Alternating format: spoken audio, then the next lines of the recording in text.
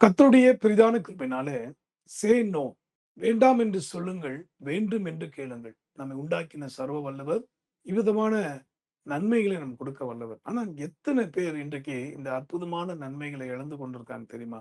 இன்னைக்கு கூட இந்த செய்தியோட நோக்கமே உங்களை ஆவிக்குரிய மறுமலர்ச்சிக்குள்ளாக கொண்டு வர வேண்டும் என்பதற்காக தான். ஆக பிரியமானவர்களே, சே நோ, எதை வேண்டாம் என்று நாம் சொல்ல வேண்டும்?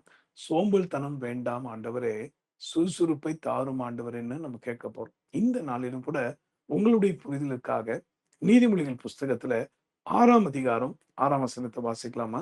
Proverbs chapter 6 verse 6. சோம்பேறியே, நீ எறும்பினிடத்தில் போய் அதன் வழிகளை பார்த்து ஞானத்தை கற்றுக்கொள். தேவனாகிய கர்த்தர் கொடுக்கிற ஒரு ஆலோசனை, நீ எறும்பிடத்தில் போய் கற்றுக்கொள்.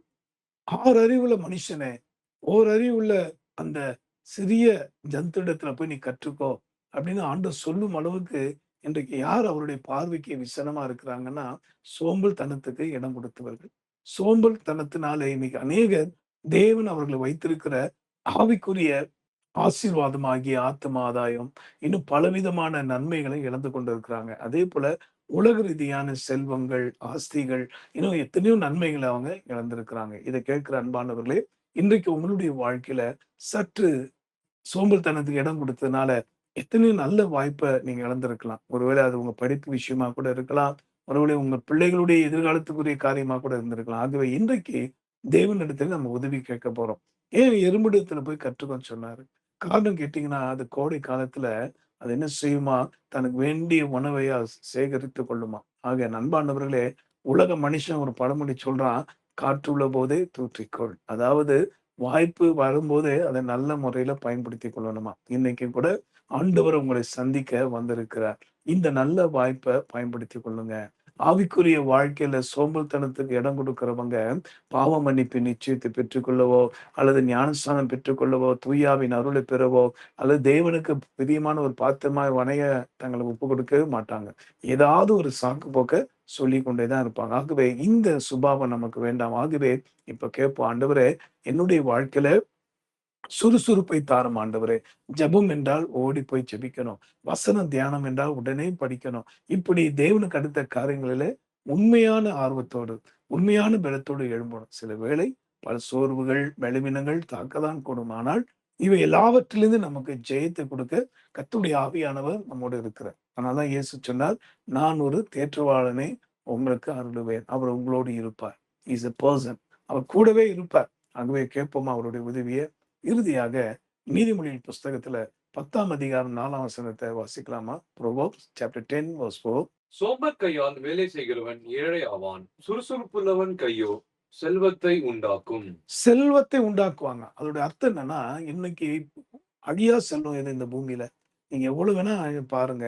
எல்லாமே மண்ணோடு மண்ணா மக்கி போயிடுங்க. ஆனா, நாம் தேவனுக்கென்று ஆத்தும ஆதாயம் சொன்னோம் பார்த்தீங்களா?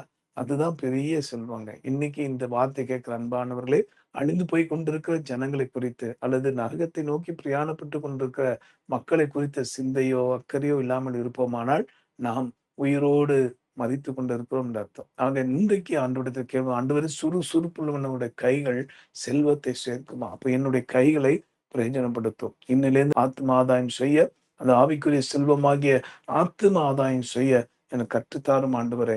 அநேகருக்கு இந்த நற்செய்தியை போய் சொல்ல எனக்கு உதவி செய்யும் ஆண்டவரே கேளுங்க. ஆனா சோம்பல் கையாளுக்கு என்ன பண்ணுவான்? ஏழை ஆவான். இன்னைக்கு உங்க ஊழியத்துல ஏன் இந்த தரித்திர நிலைமை? ஏன் உங்களுடைய சபையில ஐக்கியத்துல இந்த தரித்திர நிலைமை? நான் கூட்டத்தின் எண்ணிக்கையை பார்த்து சொல்லலங்க.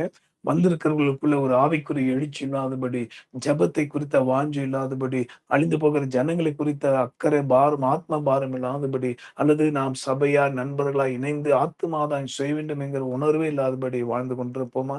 இன்னைக்கு கேட்போம், ஆண்டவரே, நான் ஏழையாய் போய் கொண்டிருக்கிறேன். ஆவிக்குரிய வாழ்க்கையில ஆண்டவரே, எனக்கு செல்வ பெருக்காகிய ஆத்துமாக்கள் இல்லை. ஆவிக்குரிய வாழ்க்கையில, ஜெபத்துல, வசனத்துல, உம்மை அறிகிற அறிவிலே நான் வளர்ச்சி இல்லாதபடி ஒரு ஏழையா இருக்கிறேன். தயவு செய்து என்னை ஆசீர்வதியும் ஆண்டவரே என்று கேட்பீங்களா? ஆகவே கேட்போம், ஆண்டவரே, சுறுசுறுப்பை தாரும், சோம்பல் வேண்டாம் என்று ஆண்டவரிடத்தில் கேட்போம். என் அன்பானவர்களே, எவ்வளவு வசதிகள், எவ்வளவு வாய்ப்பு ஆண்டவர் தந்திருக்கிறார். இந்த நாட்கள்லாம் சவுண்ட் சிஸ்டமே கிடையாதுங்க அப்போஸ்தலர் காலத்துல. ஆனா அவங்களுடைய வசனங்கள் எங்கும் பரவி சென்றது. இன்னைக்கு எவ்வளவு டெக்னாலஜி, இன்னைக்கு எவ்வளவு வசதி வாய்ப்பு ஆண்டவர் தந்திருக்கிறார். ஆனால் நல் விஷயத்துக்கு பயன்படுத்துறோமா? சிந்தித்து பார்ப்போம். ஆக சோம்பல் கையாகிய உலகத்துக்கு அடுத்த காரியங்களிலே அமிழ்ந்து போய்விடாதபடி உன்னதமான தேவனுடைய விருப்பத்தை அறிந்து ஆத்துமாதான் செய்யுங்க. ஆண்டவர் உங்களை ஆசீர்வதிப்பார். நிச்சயம் உங்களை ஆவிக்கிற வாழ்க்கையில பெருக பண்ணுவார். ஆகவே கேட்போம். Say no. ஆண்டவரே, சோம்பல்தனம் வேண்டாம், சுறுசுறுப்பை தாரும். ஜெபிப்போமா? அன்புள்ள ஆண்டவரே, இந்த வார்த்தையை கேட்டு இதை வாஞ்சியோடு கூட சுறுசுறுப்போடு கூட அநேகருக்கு போய் இதை சேரணும்னு சொல்லி இந்த நற்செய்தியை அனுப்புகிற அத்தனை பிள்ளைகளும் பேரு பேரா நீர் ஆசீர்வதியும் அப்பா. ஆவிக்குரிய சோம்பல்தனம் எப்படி காரியங்களை எல்லாம் நாசமாக்குமோ, சரீர பிரகாரமான சோம்பல்தனம் எப்படி தூங்க விழ பண்ணுமோ, அதே போல இன்றைக்கு கர்த்தருடைய வார்த்தையில தேவனை ஆராதிப்பதில ஒரு விழிப்புணர்வு இல்லாதபடி என்னை வாழ்ந்து கொண்டிருக்க மக்களை கர்த்தர் துடிவீராக. சேஷமாக உலக கவர்ச்சிக்கும் உலக அசுத்தத்துக்கும் அடிமையாய் கொண்டிருக்க மக்களை ரட்சிப்பீராக. தவறான போதனைகளுக்கு தவறான ஆண்டவரை வணக்கங்களுக்கு அடிமைப்பட்டிருக்கிறவர்களை எழுப்புவீராக, ரட்சிப்பீராக. இப்போது இயேசுவின் நாமத்தினால் இந்த செய்தி கேட்டு என்னோடு ஜெபிக்கிற அத்தனை பேரையும் சுறுசுறுப்புள்ளவர்களாய் மாற்றும் ஆண்டவரே. அவர்கள் ஆத்தும ஆதாயம் செய்யட்டும். அவர்களுடைய இல்லற வாழ்க்கையை ஆசீர்வதியும். அவர்களுடைய பொருளாதார நிலைமை இன்னும் உயர்த்தி அருளும் அப்பா. வரப்போகிற நாட்கள் மகா பயங்கரத்தின் காலம். ஆகவே செல்வ பெருக்காகிய அழிந்து போகிற ஆத்துமாக்களை சம்பாதிக்கிறவர்களாய் அதில் எழும்பிட பிரகாசித்திர கர்த்தர் அனுகிரகம் செய்யும். ஜெபத்தை கேட்டீரே, நன்றி. இயேசு மூலமா வேண்டி மன்றாடுகிறோம் நல்ல பிதாவே. ஆமென்.